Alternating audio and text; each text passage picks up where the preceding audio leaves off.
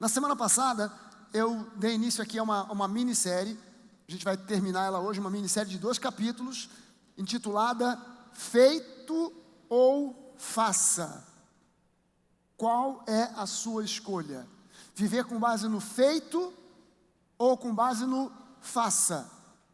Quando você medita em termos de lei, a lei exige, faça, mas a graça diz, feito. Eu preciso fazer uma escolha em cima do que eu vou viver, em cima daquilo que já foi feito por mim na cruz, ou em cima daquilo que eu me esforço para fazer, para tentar alcançar o favor de Deus. Essa é a grande desgraça daquilo que o homem passou a chamar de religião. A palavra religião vem do latim religare, que significa religar. É uma tentativa do homem se reconectar com Deus. A conexão que foi perdida no Jardim do Éden, o homem, através da religião, tenta se reconectar com Deus. Mas isso é o faça.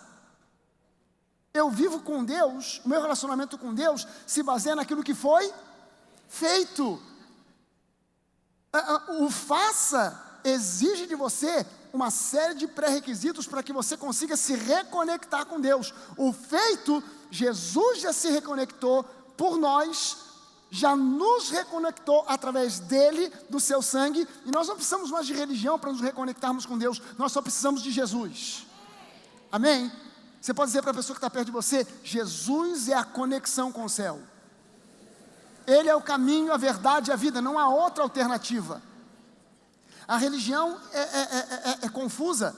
Sabe, as pessoas, e de vez em quando me convidam, porque elas pensam que o ecumenismo é a solução para o mundo. Não, vamos acabar a briga entre as religiões. As pessoas me ouvem falando que religião não é o que Deus espera de nós, não é o que Deus planejou para nós. Elas me ouvem falar isso e elas pensam assim, o Fragale é um cara que apoia o ecumenismo.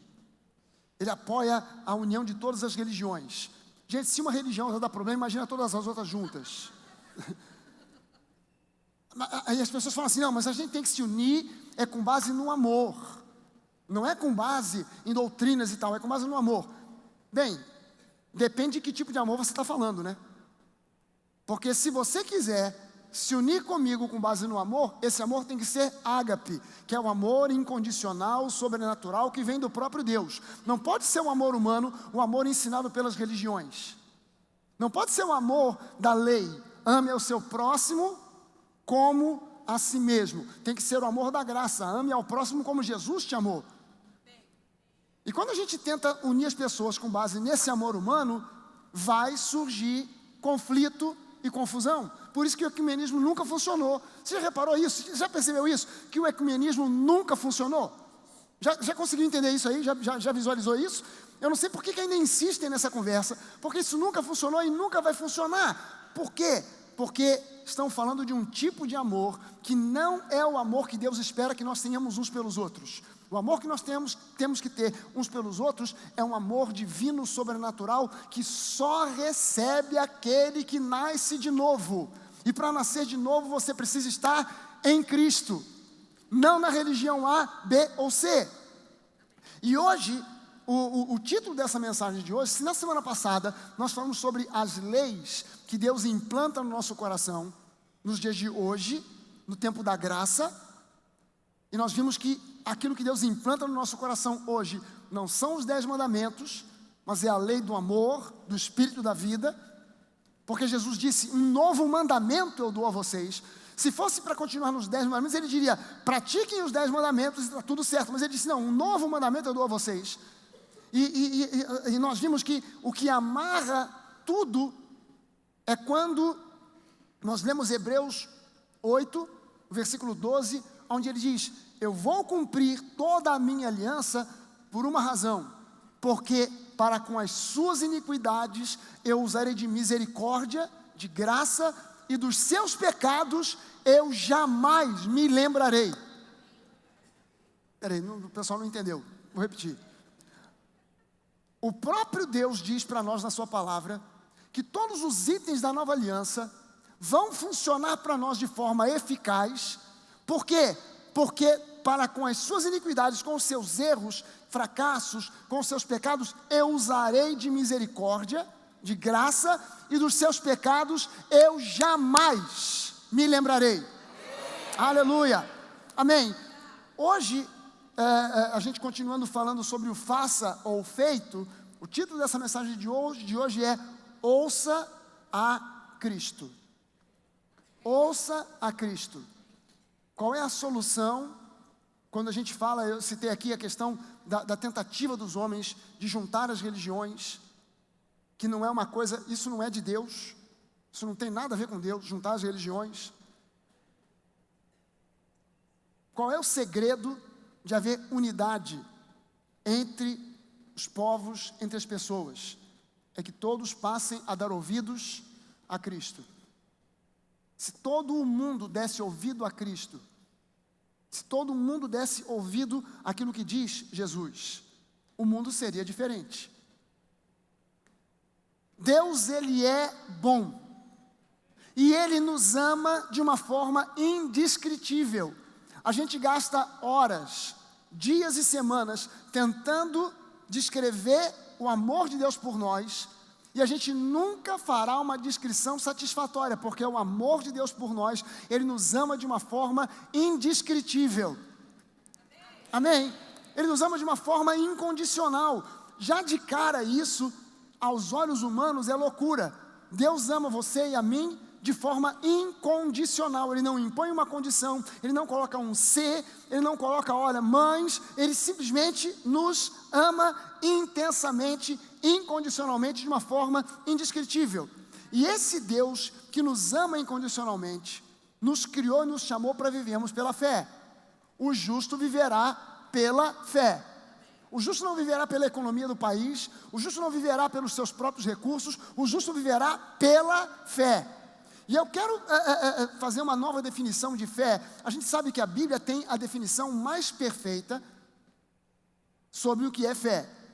Está lá no livro de Hebreus. Ora, a fé é a certeza de coisas que ainda não vemos. É a convicção de fatos que ainda não se concretizaram. Mas eu quero trazer uma outra definição de fé. O que é fé? Fé é fazer uso da bondade de Deus. Fé é fazer, Deus quer que você aprenda a usar da bondade dEle. Não é usar como o mundo coloca, o fulano me usou. Eu me senti usado por fulano. Deus não se sente usado por você quando você deseja usar da bondade dEle. Amém?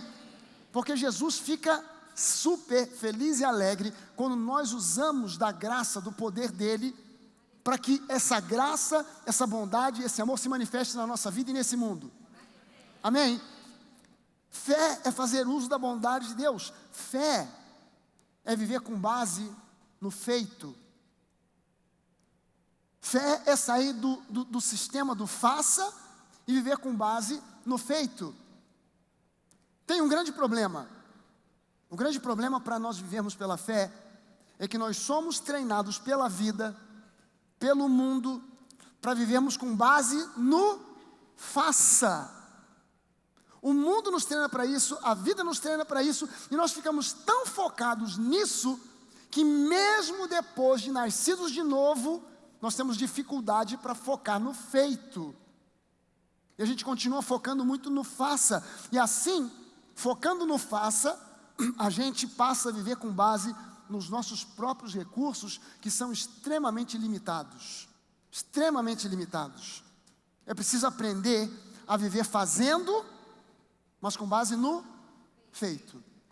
Quando eu falo para você que o justo viverá pela fé, o justo viverá com base naquilo que foi feito, não significa, e embora eu esteja colocando esse contraste entre o feito e o faça, não significa que você não tem mais que fazer nada. Sim, você tem muito para fazer, mas o que você tiver que fazer, faça com base naquilo que já foi feito. Amém? Eu preciso aprender a fazer com base no que já foi feito. Uma grande barreira para a gente viver com base naquilo que foi feito é o medo.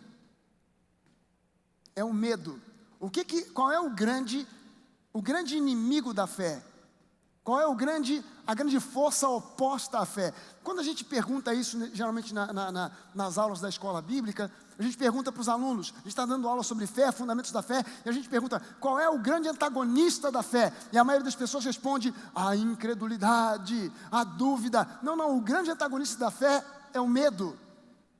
O grande antagonista da fé é o medo. 2 Timóteo, capítulo 1, versículo 7, diz, porque Deus não nos deu espírito de covardia ou de medo, mas de poder, de amor e de moderação. Eu vou ler essa mesma passagem numa outra versão, que é a nova versão NVT, nova versão transformadora. A nova versão transformadora diz assim, pois Deus não nos deu um espírito que produz temor e covardia, mas sim que nos dá poder, amor, ágape e autocontrole. Vou repetir para você. Deus não nos deu um espírito que produza em nós temor e covardia, mas sim um espírito que nos dá poder, amor e autocontrole. Esse é o Espírito de Deus habitando em nós. Não é um espírito que produz em nós medo, temor, covardia, mas que produz em nós o poder de Deus, que instala em nós o amor de Deus e que nos dá a capacidade de vivermos uma vida sóbria, sem nos desesperarmos. Ai, meu Deus, como vai ser? Não, Deus deu a você a capacidade de viver de forma sóbria, de forma equilibrada. Amém? Amém? Só os desesperados digam glória a Deus. Tem sempre os desesperados.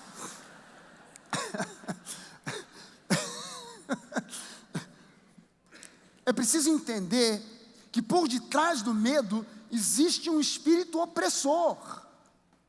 Por detrás do medo existe um espírito opressor. Quem é que já sentiu alguma vez na vida a opressão do medo? Não é fácil de lembrar, você passando por uma situação que provocou em você medo, você perceber que havia uma sensação de uma opressão maligna?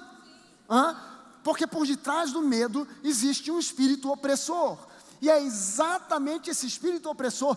Um crente genuíno nascido de novo, ao contrário do que muitos dizem, um crente genuíno nascido de novo não pode ficar endemoniado, porque esse crente genuinamente nascido de novo é templo do Espírito Santo. E é impossível que o Espírito Santo compartilhe espaço com um demônio. Se você nasceu de novo, você é templo do Espírito Santo, mas um demônio pode vir por fora para tentar te oprimir. Quer dizer, você está aqui, ele não está dentro de você, mas ele está de fora tentando botar pressão em você, para fazer você desistir de projetos, para você desanimar, para você sentir medo e não prosseguir e não ir adiante. Gente, presta atenção no que eu estou te dizendo. Quando a gente fala, por exemplo, na hora das ofertas, você pode ter certeza, muitos crentes não vêm à igreja, mas os demônios não deixam de vir todo domingo, de manhã e de noite. Eles não falham, não faltam. Por quê? Porque eles têm uma missão. E qual é a missão? Oprimir o povo de Deus, com incredulidade, com medo, com dúvida. E na hora da oferta, muitas vezes Deus fala ao coração de pessoas, faça isso, oferte tanto, mas vem um espírito opressor do medo, mas vai faltar. Mas se eu ofertar essa quantidade que eu estou ouvindo aqui dentro do meu coração, amanhã eu não vou ter como pagar a conta, eu não vou ter como fazer, e tal. E começam a vir os pensamentos de dúvida, de medo, e a pessoa recua, ao ponto de algumas até confundirem a voz de Deus com a voz do diabo e vice-versa. Porque vem Deus e fala, meu filho, minha filha, meta a mão agora na sua carteira, meta a mão na sua bolsa, faça um cheque de R$2.000. E aí você está amarrado, Satanás. E vem a voz do inferno dizendo, para que R$2.000, se R$2 já é uma oferta suficiente, aleluia. Aí você fala, Deus. Por detrás do medo há um espírito opressor. Lá em Lucas, no capítulo 18, é um relato que também acontece em Mateus 19 e Marcos 10. Há aquela história do jovem rico. Esse jovem rico se aproxima de Jesus, chamando Jesus de bom mestre, e ele vai fazendo uma associação de salvação com obras da lei, salvação com o faça. Jesus, bom mestre, o que eu preciso, o que falta para eu alcançar a vida eterna? Porque desde criancinha eu tenho praticado toda a lei. Desde sempre eu tenho praticado. O que eu devo fazer para herdar a vida eterna? Certamente que esse jovem rico, ele esperava que Jesus dissesse: mas não te falta nada, tu é o cara. Desde criança que você está no faça, e você diz que tem feito, então você já tem uma vaga garantida no reino dos céus, está tudo certo. Você já conseguiu arrumar o seu espaço, a sua vaga, sem problema. Aliás, por falar em vaga para viajar, acho que a pastora Denise não falou, que hoje a gente começa a vender uma rifa para viagem para Israel. No ano que vem a gente está indo a Israel em maio, e vão ser sorteadas 2 pessoas, um casal, 2 pessoas, enfim, bom, alguma coisa assim. Começa a vender hoje. Então, se você quiser ir a Israel por quase nada, quase de graça, não vai ser de graça porque tu vai pagar a rifa. Mas se você quiser ir quase de graça, depois passa lá e compra a rifa para a viagem para Israel. Eu estava dizendo para você que esse jovem rico, ele faz essa pergunta para Jesus: eu já fiz e tenho feito tudo o que a lei determina, o que me falta? E aí Jesus dá uma resposta para ele que o decepcionou. Abra mão desse seu Deus, que é o dinheiro, cumpra o primeiro mandamento, porque só o Senhor, seu Deus, você vai honrar, amar, louvar e tal. Cumpra o primeiro mandamento, abra mão das riquezas como prioridade da sua vida. Deus não tem nada contra você ser rico. E quem quer ser rico aqui, diga amém. Deus não tem nada contra você enriquecer. Deus tem contra é que as riquezas se tornem o seu Senhor. E ele disse para esse jovem: então você abra mão das riquezas como prioridade de vida. E com isso ele se entristeceu. A Bíblia diz que ele de alguma forma, a Bíblia não registra mais nenhuma palavra desse cara. Não diz se ele falou, mas diz que talvez pelo semblante dele, quem estava olhando falou: cara, o sujeito, ele murchou. Quando Jesus disse para ele: abra mão das suas riquezas e venha e me siga, ele murchou. Mas por que ele murchou? Porque por detrás da riqueza desse jovem havia um espírito opressor. Se você der tudo que você tem, você vai ficar sem nada, vai te faltar tudo. E se instalou no coração dele medo. O medo de que vai faltar, o medo de que não vai haver suprimento. No capítulo seguinte, no capítulo 19, a gente vê a história de Zaqueu. E Jesus propõe ir à casa de Zaqueu. Zaqueu recebe Jesus. E isso é algo muito importante. Sabe que Jesus está batendo na porta de todo o coração de todo ser humano. Mas nem todo mundo tem recebido a Jesus.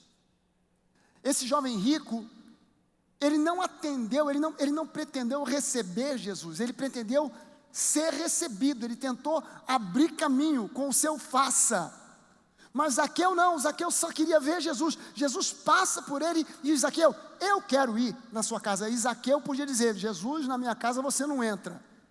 Mas o que Zaqueu fez? Zaqueu recebeu Jesus de bom grado, recebeu a Jesus, e mesmo sendo quem Zaqueu era, mesmo sendo ele um publicano, um cobrador de impostos, considerado pelo seu povo como um traidor da pátria, alguém que cobrava impostos para Roma, que repassava uma parte, ou a parte que era devida a Roma, repassava para Roma, ficava com o resto, porque os cobradores de impostos eram corruptos, ficavam com uma grande parte. Esse homem enriqueceu com isso, e mesmo sendo quem ele era, ao receber Jesus, ele recebeu a graça.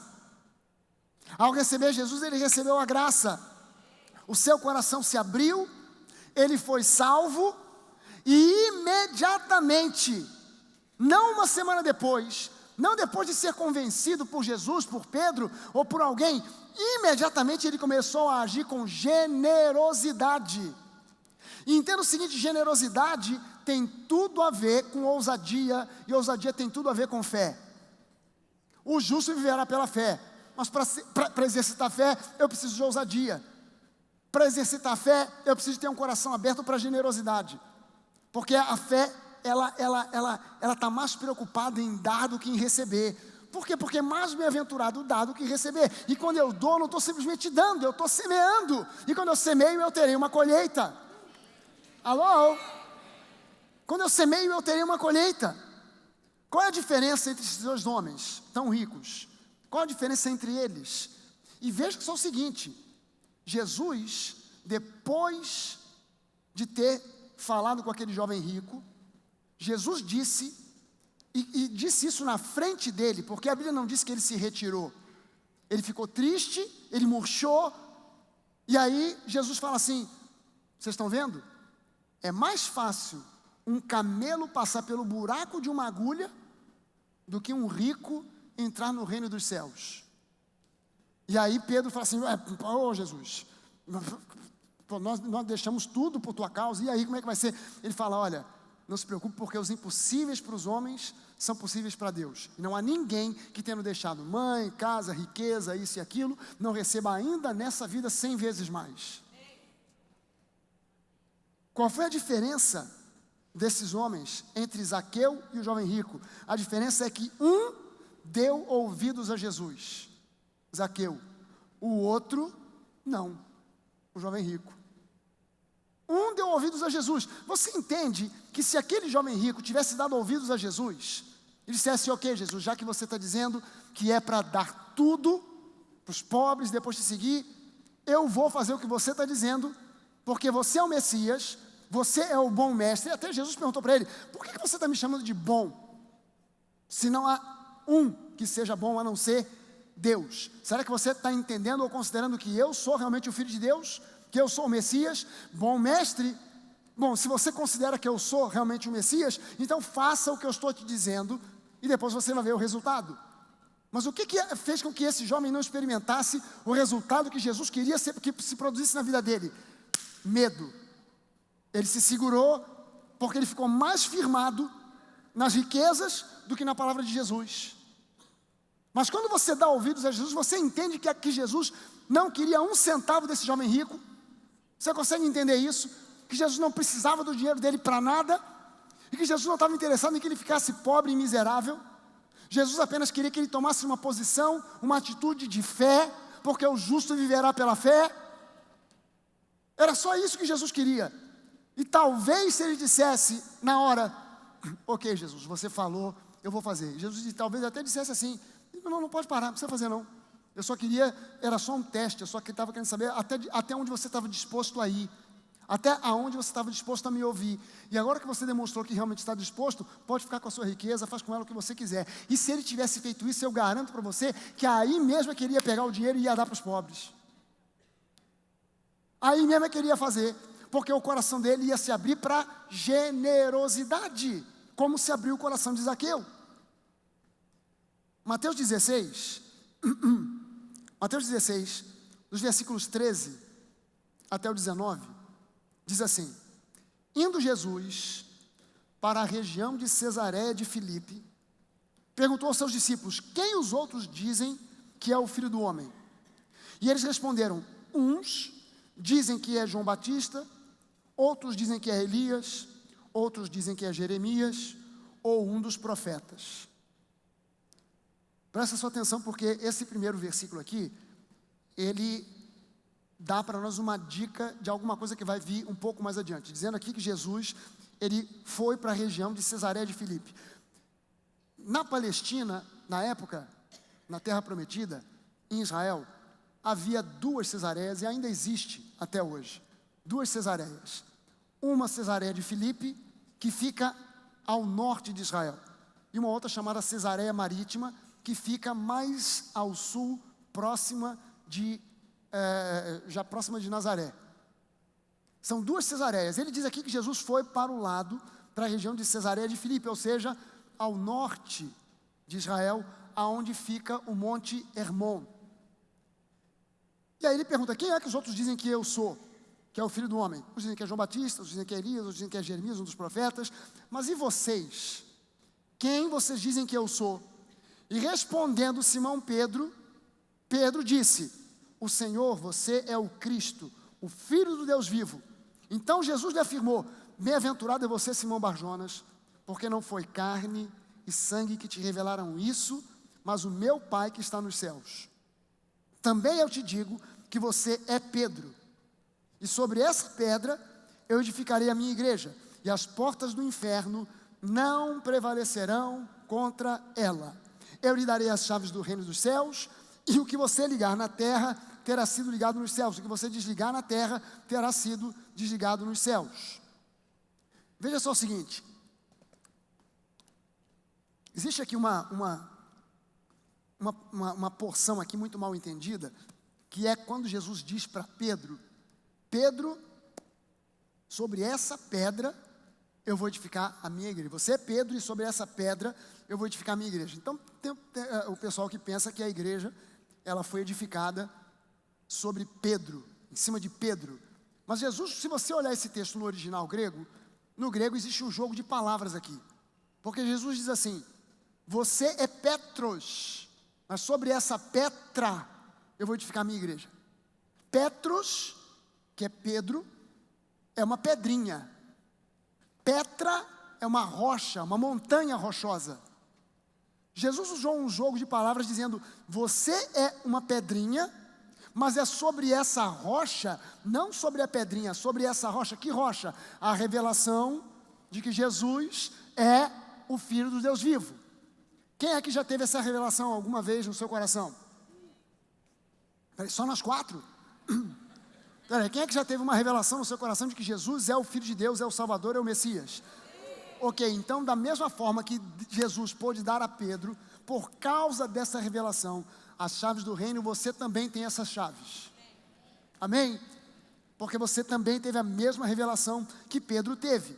Agora veja só, Jesus, ele pega os seus discípulos, leva os seus discípulos para o ponto mais distante ao norte de Jerusalém, porque na verdade, Cesareia de Filipe é uma cidade que já ficava ao pé do Monte Hermon, que é a fronteira de Israel com a Síria e o Líbano, é o ponto mais extremo do norte de Israel. Jesus leva os seus discípulos para longe de Jerusalém, para longe da religiosidade farisaica que reinava na cidade de Jerusalém, e lá em Cesareia de Filipe, que fica ao pé do Monte Hermon, Pedro recebe a revelação de que Jesus é o Messias, o Salvador, o Filho do Deus vivo. Você entende que isso aqui mostra para nós que para receber revelação de que Jesus é o Filho de Deus vivo, você precisa se desconectar, se afastar da religiosidade. Porque no meio da religiosidade é muito difícil a pessoa receber uma revelação de que Jesus é o Messias, de que Jesus é o Salvador, de que Ele é o único caminho, de que Ele é a única verdade que produz vida, Ele é a vida. É muito difícil a pessoa perceber isso num meio de religiosidade, cercada de religiosidade, cercada de teorias sobre Deus, cercada de teorias sobre Jesus, cercada de teorias sobre a vida eterna, sobre o mundo espiritual. É muito difícil, mas quando ela se afasta, que foi o que Jesus fez com Pedro, Tiago, João, Filipe, levou esses caras para longe. Se você olhar no mapa, é longe pra caramba de Jerusalém. Eles foram para bem longe de Jerusalém, porque a cidade de Jerusalém era uma cidade infiltrada pelo farisaísmo. Ele se afasta daquele lugar, e lá aos pés do Monte Hermon, em Cesareia de Filipe, e a cidade se chamava Cesareia de Filipe, porque Filipe foi um dos Herodes. Herodes Filipe era descendente de Herodes, e ele construiu essa cidade em homenagem a César, o rei de Roma, o imperador de Roma. Ele leva para longe, e lá Pedro recebe essa revelação de que Jesus é o Messias. Agora olha só, Pedro, nesse lugar, ele recebe uma revelação. Jesus é o Messias, o Salvador, Ele é o caminho, a verdade, a vida, Ele é o Senhor. Beleza? Aí no versículo 21, desse capítulo 16, diz assim: desde esse tempo, Jesus começou, a partir desse momento, em que Pedro recebeu a revelação de que Jesus era o Messias, Jesus começou a mostrar aos seus discípulos que era necessário que ele, Jesus, fosse para Jerusalém, sofresse muitas coisas nas mãos dos anciãos, dos principais sacerdotes e dos escribas, fosse morto e no terceiro dia ressuscitasse. Presta sua atenção. Pedro recebe a revelação de que Jesus é o Messias. A partir dali, Jesus começa a ensinar: olha, agora que vocês entenderam que eu sou Messias, vocês precisam entender que nós estamos indo na direção de Jerusalém, e lá eu vou ser preso, torturado, morto, mas eu ressuscitarei no terceiro dia. Aí no versículo 22, diz assim: então Pedro, chamando Jesus à parte, começou a repreendê-lo. Tu imagina Pedro repreendendo Jesus? Você imagina a pessoa que está do seu lado aí repreendendo Jesus? Você se imagina repreendendo Jesus?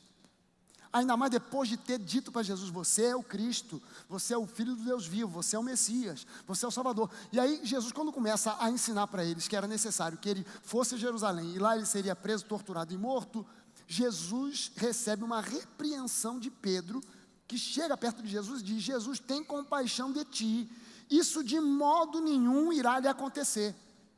Aí esse Pedro, que algumas horas atrás havia escutado de Jesus: não foi carne nem sangue que te revelou, foi o Espírito do meu Pai. E agora Jesus para ele, Jesus voltando-se, disse a Pedro: sai da minha frente, Satanás, você é para mim uma pedra de tropeço, porque não leva em consideração as coisas de Deus, e sim as dos homens. Parece que Pedro tinha se esquecido do que ele mesmo havia dito sobre Jesus. Gente, presta atenção no seguinte: aquilo que você e eu dizemos sobre Jesus é baseado naquilo que Jesus disse sobre si mesmo. Quando Pedro disse para Jesus: você é o Cristo, o Filho de Deus vivo, ele não estava tirando um coelho da cartola, ele só estava dizendo algo que Deus já vinha dizendo: esse é o meu Filho amado, em quem eu me comprazo. Lá no batismo de Jesus no Rio Jordão, Deus já tinha dito: esse aí é o meu Filho amado, em quem eu me comprazo. Mas ainda assim Pedro precisou de receber uma revelação no seu espírito. Mas essa revelação não foi uma revelação que veio do nada. Deus já tinha dito isso, mas Pedro precisou se afastar da religiosidade para que ouvisse isso. Mas parece que depois ele mesmo não estava mais escutando o que ele havia ouvido de Deus. Porque quem revelou a ele que Jesus era o Messias não foi a inteligência dele, foi o próprio Deus. Amém? E parece agora que ele esqueceu, porque ele vai e repreende Jesus. Cara, por que ele repreendeu Jesus? Porque ele não estava, na verdade, 100% dando ouvidos ao que Jesus estava dizendo. Quando nós nos esquecemos de quem Jesus é, nós deixamos de dar ouvido a Ele, e somente a Ele, e passamos a dar ouvidos a outras vozes, e isso provoca confusão na nossa vida. Quem aqui quer confusão na vida? Ninguém quer confusão. Você não quer confusão na sua vida? Dê ouvidos a Jesus. Dê ouvidos ao que diz Jesus. Mateus 17, agora indo mais adiante, os versículos 1 a 8, agora diz assim: 6 dias depois, Jesus tomou consigo Pedro e os irmãos Tiago e João, e os levou em particular a um alto monte. E Jesus foi transfigurado diante deles. O seu rosto resplandecia como o sol, e as suas roupas se tornaram brancas como a luz. E eis que lhes apareceram Moisés e Elias falando com Jesus. Então Pedro, tomando a palavra, é interessante essa expressão aqui, né? Pedro tomando a palavra. Ninguém deu a palavra para ele, ele tomou. Pedro tomando a palavra, ele disse a Jesus: Senhor, é bom nós estarmos aqui. Se o Senhor quiser, eu farei aqui 3 tendas, uma para o Senhor, outra para Moisés, outra para Elias. E aí a Bíblia diz que falava ele ainda, quer dizer, no meio da fala, é como se Deus estivesse dizendo assim: Pedro, cala a boca, ninguém mandou você falar. Porque você tomou a palavra, você começou a falar sem que ninguém te perguntasse nada. Falava ele ainda quando uma nuvem luminosa os envolveu. E eis que vindo da nuvem uma voz que dizia: este é o meu Filho amado, em quem eu me agrado, em quem eu me comprazo. Escutem o que ele diz. Deem ouvidos a ele ouvi, e somente a ele. Na história da igreja, há pessoas que foram admiráveis, pessoas que viveram uma vida para Cristo, que viveram uma vida e que foram até martirizados, morreram por causa de Jesus. Mas os nossos ouvidos têm que estar ligados, não no que essas pessoas disseram, mas naquilo que Jesus disse, naquilo que Jesus diz. E continua dizendo para a sua igreja hoje. Amém? Ao ouvirem aquela voz, os discípulos caíram de bruços, tomados de grande medo.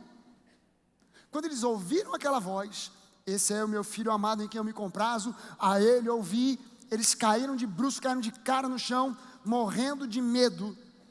Então Jesus se aproximou, tocou neles, dizendo: levantem-se, não tenham medo.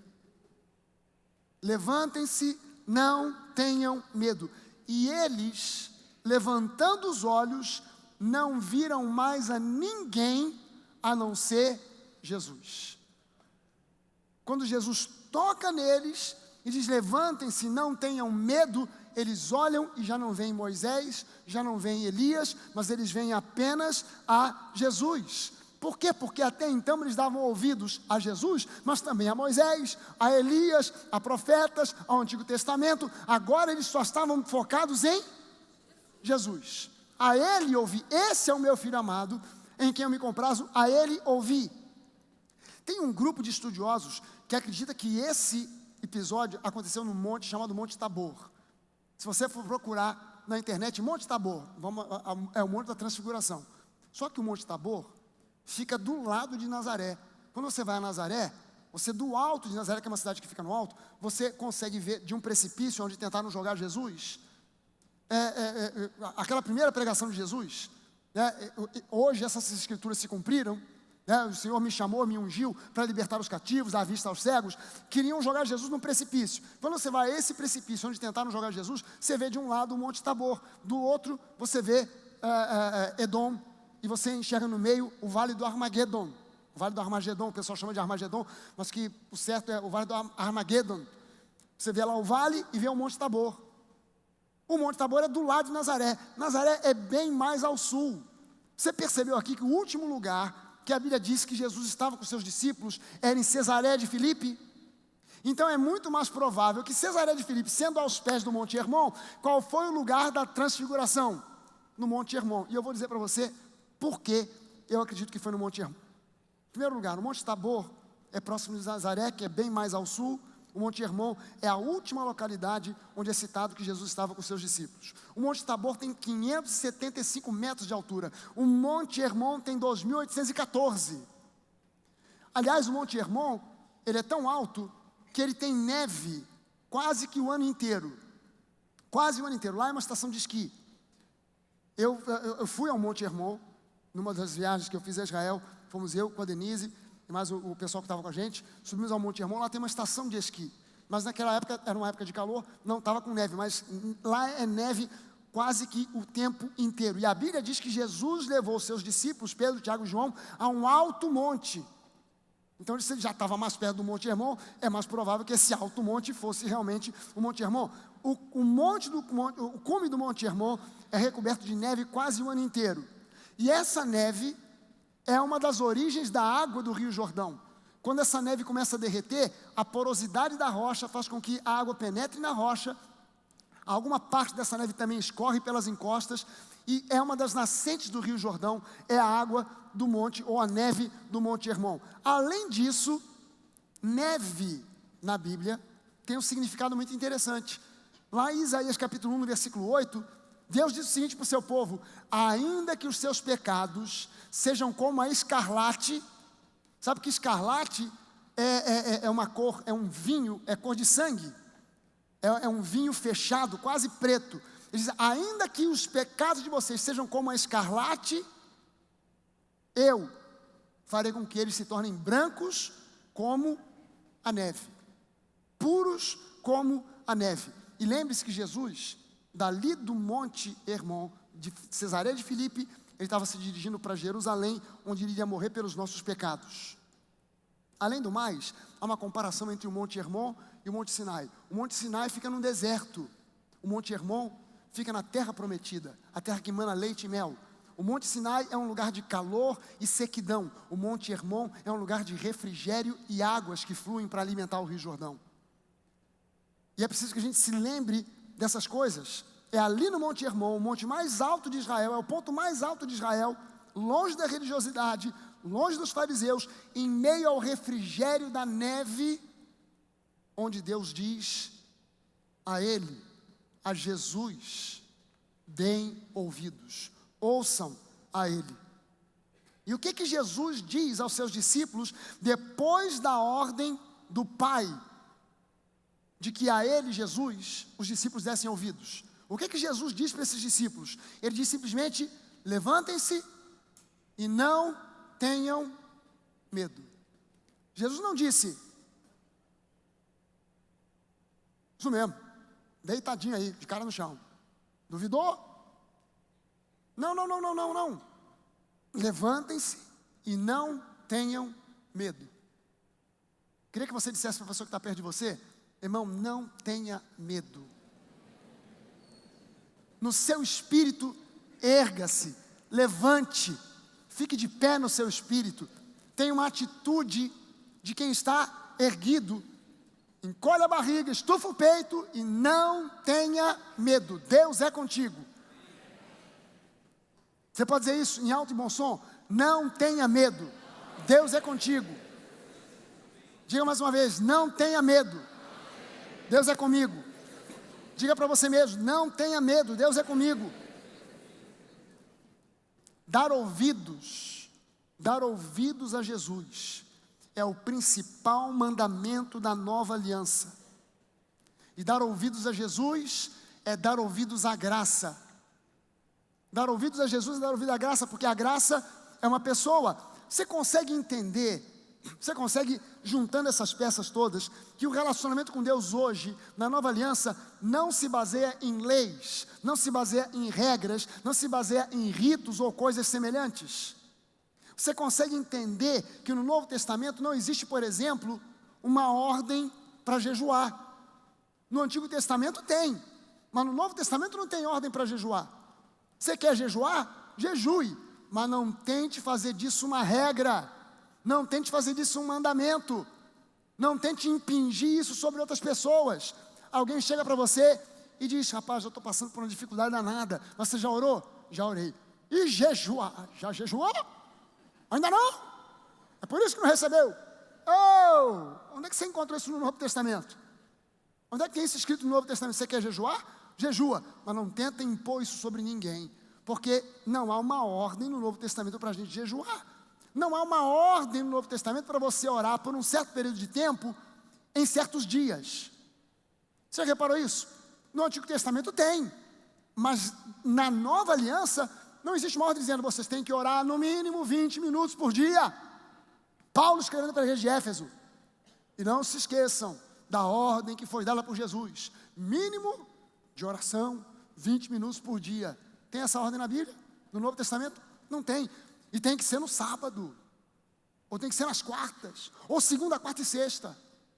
Não existe essa ordem na Bíblia. Você guardar um determinado dia da semana. Gente, tem que guardar o sábado, não é o domingo. Por que não tem esse tipo de ordem na nova aliança? Porque o nosso relacionamento com Deus hoje é um relacionamento de amor. O nosso relacionamento com Deus hoje é um relacionamento de amor. E veja bem o seguinte: Deus é um Deus de ordem, não é um Deus de regras. Deus é um Deus ordeiro, mas não é um Deus de regras. E o homem bota regras. Para Deus responder a oração, tem que ser de joelho no chão. Já vi igreja dizendo isso, já vi pregador dizendo isso. Você quer a oração respondida? Tem que estar com o joelhinho no chão. E de pé, Deus não responde? De pé não. E sentado? Sentado pode dormir. Tem que ser de joelho no chão. Pastor sem terno e gravata, não tem unção. Rapaz, eu quando convido algum pastor para vir aqui, eu tenho que avisar: não precisa levar terno nem gravata não, viu? Pode ir à vontade. Não, mas eu me sinto desconfortável de jeans. Peraí, você se sente desconfortável por quê? Porque foi implementado na cabeça do sujeito de que para subir num púlpito para pregar, ele tem que estar usando terno e gravata. Eu levei um terno e uma gravata para a escola bíblica. O burro do terno não aprendeu um versículo. A gravata não sabia cantar um louvor. Da onde tiraram essa ideia? É uma coisa cultural, você entende? Você quer ir de terno, vai de terno. Quer ir de jeans, vai de jeans. Agora não fique dizendo, não, porque o pastor de jeans é do capeta.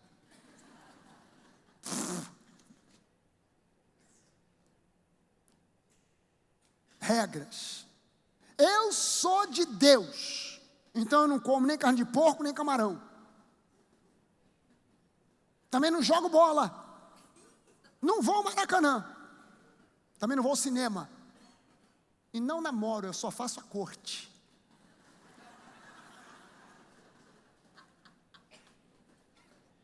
Misericórdia. Misericórdia. Você está entendendo que Jesus, ele falou exatamente sobre isso com os fariseus?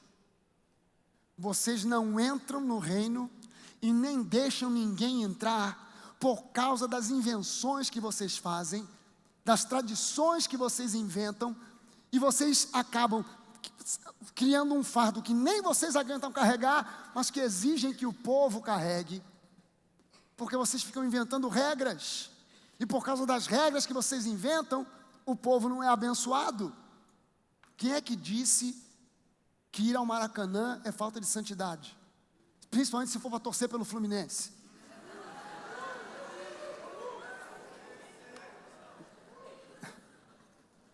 Você vai para torcer pelo Flamengo, pelo Vasco, aí eu até já considero que realmente existe uma coisa aí meio pecaminosa, tal.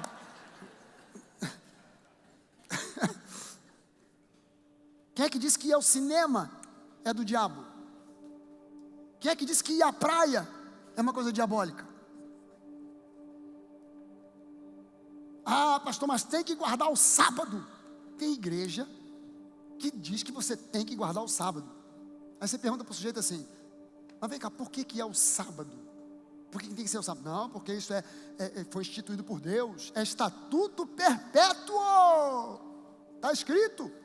Realmente está escrito que guardar o sábado é estatuto perpétuo. Se é perpétuo, é para sempre. O que a pessoa não entende é que o sábado não é um dia. O Shabat não é um dia. O sábado, o Shabat, é uma pessoa.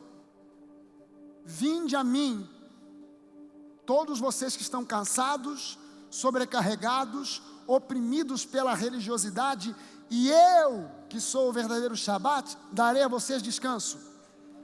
Aí a pessoa fica nessa briga, não, é no sábado, é no domingo, não, é no sábado, por que é no sábado? Porque é estatuto perpétuo, mas por que é no domingo? Porque no domingo foi os dias que Jesus ressuscitou. Cara, não é no sábado, não é no domingo, é todo santo dia, segunda, terça, quarta, quinta, sexta, sábado, domingo, depois começa tudo de novo. A regra é a seguinte: louve a Deus, ame a Deus, seja um cristão, pratique o cristianismo, domingo, segunda, terça, quarta, quinta, sexta, sábado, domingo, repita a dose. Essa é a regra. Essa é a regra. Ah, mas sábado é o dia que o Senhor escolheu, domingo é o dia que o Senhor escolheu. Não, Deus escolheu todos os dias para você servir e adorar Ele. Sabe, as pessoas vivem debaixo de uma hipocrisia. Eu me lembro que uma vez eu me reuni com um grupo, coincidentemente, e reuni com um grupo de rapazes que frequentavam, creio que ainda frequentam, não sei, uma igreja que diz que tem que guardar o sábado. Tem que guardar o sábado. Tem que guardar o sábado, tem que guardar toda a lei. Se tem que guardar toda a lei, não pode comer carne de porco, não pode comer camarão, não pode comer siri, não pode comer lagosta, porque pela lei não pode comer crustáceo, fruto do mar. O que é crustáceo? Só peixe de escama, só peixe com escama. Peixe sem escama não pode. Aí eu falei assim, mas vem cá, vocês guardam mesmo essa história de não comer camarão, aquele camarão vegê, com alho no azeite? Você não come mesmo? Ah, pastor, um camarãozinho de vez em quando ninguém resiste. O que faz o camarada ficar firme em cima desse tipo de regra? é a hipocrisia. Porque de vez em quando um camarãozinho não faz mal a ninguém, não tem ninguém vendo. Aleluia. Oh, aleluia.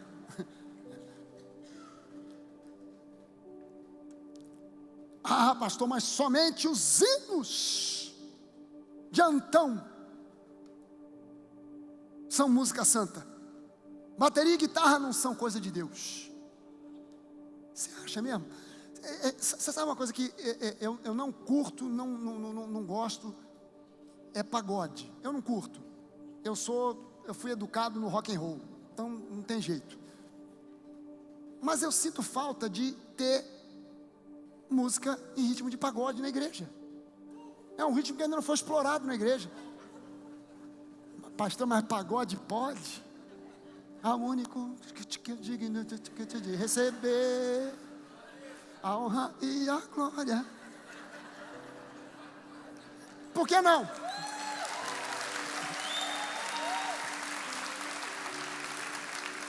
A pergunta simples é: por que não?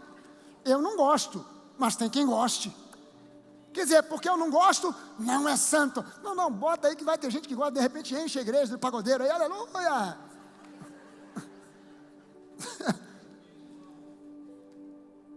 Tudo isso se baseia apenas em tradições ou em má interpretação bíblica. É necessário que a gente se submeta a Jesus, ao que Ele disse, ao que Ele diz, e não àquilo que os homens pensam que Ele disse, mas que Ele nem passou perto de dizer. Por isso a Bíblia chama a nossa atenção dizendo: aquele que tem ouvidos, ouça o que o Espírito diz à igreja. E Jesus disse: quando eu enviar o Consolador, o Confortador, Ele não dirá a vocês nada diferente daquilo que eu já tenho ensinado a vocês. Por quê? Porque a Trindade é uma unidade. Não existe divergência entre o Pai, o Filho e o Espírito Santo. Aquilo que o Espírito diz é o que Jesus diz, que é o que o Pai diz. Jesus disse isso: eu não digo nada que eu não tenha primeiro ouvido o meu Pai dizer.